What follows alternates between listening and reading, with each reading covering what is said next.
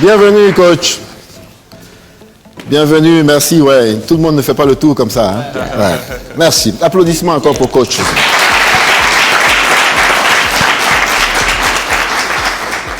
Bienvenue, cher ami. Merci. Cette émission, nous l'avons souhaitée, nous l'avons préparée et le jour est venu de discuter avec toi. On peut se tutoyer exceptionnellement parce qu'on se connaît dans la vie. Yeah. D'accord. Hein, les téléspectateurs nous comprendront. Cher ami, Okay. né en Côte d'Ivoire, à Saïwa. En quelle année précisément? 93. En 93. Yeah. Mais vous n'êtes pas exactement à Saïwa ville. Vous êtes dans les plantations avec papa et maman, une famille d'environ 6 enfants? 7. 7 enfants. Oui. Et vous êtes presque celui qui a failli clôturer, Yeah. comme on dit. Mais après vous, il y a eu un enfant. Donc vous êtes le 6e. Et votre village s'appelle exactement comment? Boloro. Bologo. Yeah. Nous sommes en Côte d'Ivoire. Il faut faire des kilomètres pour aller à l'école. Yes. Environ 3 kilomètres. Et tous les enfants de la famille ont eu cette chance de connaître ce goût d'aller à l'école. Mais il y a une chose quand même qui va compliquer la situation.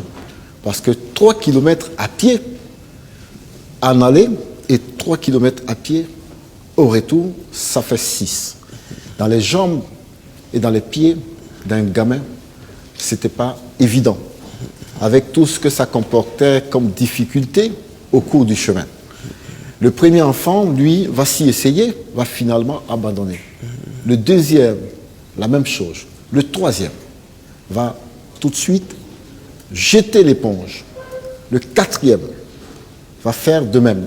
Le cinquième, c'est le même refrain. Et vous dites à votre mère que vous n'allez jamais lâcher prise.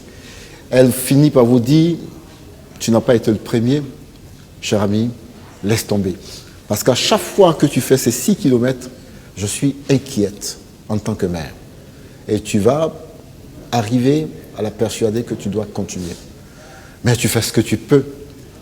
À un moment donné, tu finis par te dire, ouais, c'est quand même difficile. Et tu vas débarquer dans ton pays, le Burkina Faso. Et c'est comme ça que tu te retrouves quelque part vers Léo, dans un village qui s'appelle Pobier. Pobier. Yeah.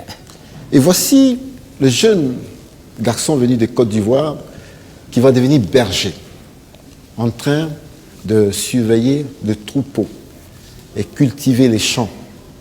Mais quand tu te retrouves dans cet espace, tu parles français, tu raisonnes et tu étonnes beaucoup de gens. Et tu te dis, mais mon histoire ne va pas prendre fin de cette façon. Et c'est Ouagadougou, la capitale, comme l'Italien qui regarde New York, Las Vegas, à l'époque. Yeah. Et tu débarques à Ouagadougou. Là, tu vas faire ce qu'on appelle une sorte de contrat avec des familles juste pour te donner un logis. Mais pas les gîtes, pas les couverts. Donc c'est toi qui te débrouilles, tu as juste un abri où dormir et te réveiller. Donc tu enchaînes les petits boulots. Celui qu'on appelle aujourd'hui coach Simon, en réalité, va pousser les barriques pour vendre de l'eau. Vendre des sachets d'eau aussi. Si tu as 50 francs, 150 francs, comme on dit dans notre jargon, alhamdulillah, c'était la bénédiction déjà et ça suffisait. Mais l'école, tu vas t'y accrocher. Parce qu'à Ouagadougou, tu vas encore aller sur les bancs jusqu'en classe de terminale. Tu vas obtenir un bac D au lycée Nelson Mandela. Et puis, maintenant, il faut aller à l'université de Ouagadougou. Et là-bas, il se passe que monsieur a choisi la faculté d'anglais. Mais avant d'avoir ton bac, l'anglais était cette langue qui te fascinait déjà. Et tu t'y essayais. Et pour certains même, tu étais un bon interprète. Et tu commences à avoir un peu d'argent en faisant ce petit métier d'interprète.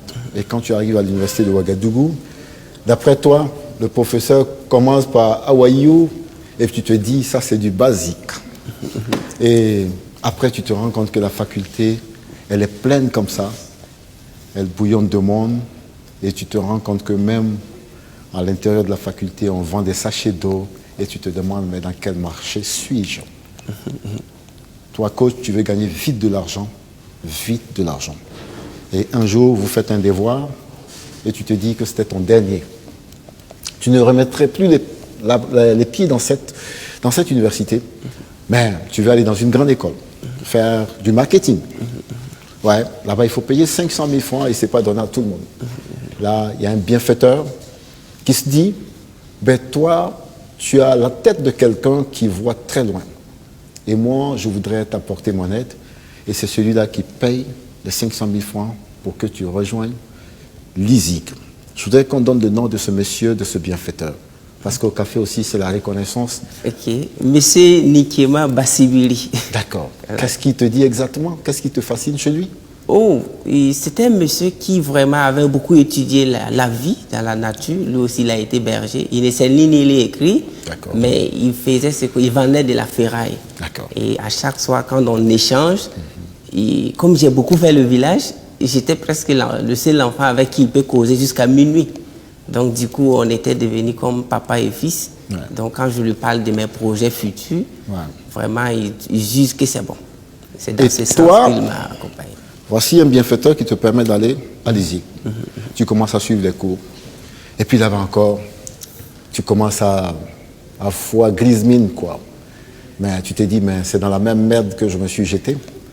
Pendant que le professeur parle de toute la théorie du marketing, de qui sont les pères de cette discipline tant prisée aujourd'hui dans notre éducation, toi, tu avais déjà l'expérience de celui qui savait faire un business qui rapportait 2 millions de francs et pouvoir en tirer 10% de cette manne-là.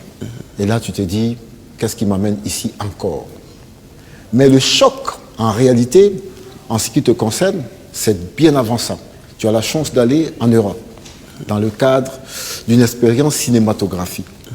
Et vous arrivez en Europe, pendant que les gens étaient émerveillés par les tours et les palais. Toi, tu te demandes, mais combien de temps l'Afrique a comme retard à combler? Et quand tu reviens au pays, c'est une révolution dans ta tête. Tu te dis, tout ce qu'on fait, c'est beaucoup de temps perdu. Et malheureusement, malheureusement pour nous autres qui pensons que l'école est un outil, tu vas quitter l'ISIG. Et tu vas créer une entreprise. Et quand on te voit, c'est le PDG à vélo. Tu n'as pas de moto, tu n'as pas de voiture. C'est un vélo. Et quand tu vas déposer tes dossiers, on a l'impression d'avoir le planton qui vient. Et il y a certains même qui vont te dire qui t'a autorisé à t'asseoir. Et d'autres vont dire, mais quand tu nous parles, ne mets pas tes mains dans les poches. Voilà, parce que à la limite, tu n'es rien. Voilà, tu es un simple planton. Jusqu'au jour où ils se rendent compte que l'homme à vélo est bel et bien le PDG de la boîte. Ton premier marché, tu vas le décrocher, ça fait 59 millions 500. À vélo. À vélo, bien sûr, à vélo. Mais pour quelqu'un qui n'a jamais touché à 1, 2, 3, 4 millions, 50 millions, c'est beaucoup, cher ami. Et tu es tellement ébloui par ça que dans tes prévisions de dépenses, tu vas découvrir que quand on a 50 millions dans nos contrées comme marché, il y a bien des gens à qui il faut donner un peu d'argent pour que ce marché puisse fonctionner. Coach Zine va à la découverte de ce qu'on appelle la corruption. Et tu vas y goûter. Yeah. Et tu vas t'y essayer parce que c'est la formule.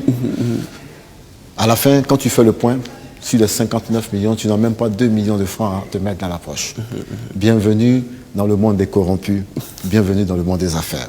C'est comme ça que tu découvres la République des corrompus. Et le coach va définitivement mettre tout ça de côté. L'école, c'est fini. Allons à la recherche d'argent. Tu vas te mettre à lire beaucoup de livres. On peut citer 4 livres que tu as lus, rapidement. Okay, d'abord, le livre qui m'a marqué, c'est V.A. Avoir de Sun Tzu. D'accord. Et ensuite, l'autre livre, c'est Think and Grow Rich de Napoleon Hill. Ensuite, Rich Dad, Poor Dad de Robert Kiyosaki. Ensuite, il y a Devenez la personne que vous rêvez d'être du docteur Robert Schooler. Et donc, ça fait 4 et j'ai beaucoup lu. Des centaines. Et tu as beaucoup lu Donald Trump aussi. Et tu étais de ceux qui pensaient que ce monsieur allait être président des États-Unis. Oui, j'ai découvert Donald Trump en 2012. Depuis 2012, je lisais ses best-sellers Art of Comeback, Art of Deal, America We Deserve, Think Like a Champion, Think Like a Billionaire. Donc j'ai lu tous ces livres avant qu'il dise qu'il va être président et je voyais que c'était un grand monsieur. Il m'a beaucoup inspiré parce que c'est un méga du business. Donc ça lui aussi il m'a aidé. Tout ça, ça t'a forgé, ça t'a formé. Et tu vas rencontrer la femme de ta vie. Elle était en classe de terminale. Elle s'appelle comment? Minungu Marina. Donc tu la rencontres, elle en terminale, et tu lui dis, quitte l'école. Alors, un peu violent quand même. Bon, là déjà, je ne l'ai pas craché comme ça parce qu'on s'est rencontrés, elle passait de la première pour la terminale, c'était pendant les vacances. Et pour bien la voir, je l'ai fait lire les best-sellers qui laminaient l'école, à savoir Robert Kiyosaki, les livres vraiment qui démontraient par A plus B que l'école est une perte de temps et tout. Et quand elle a fini de lire, je l'ai formée en anglais, elle a lu les livres en anglais. Donc, 1er octobre, elle va à l'école, elle tient, et en janvier, elle m'appelle en plein midi, elle me dit, est-ce que tu sais qu'on est en train de m'abêtir? J'ai dit, comment?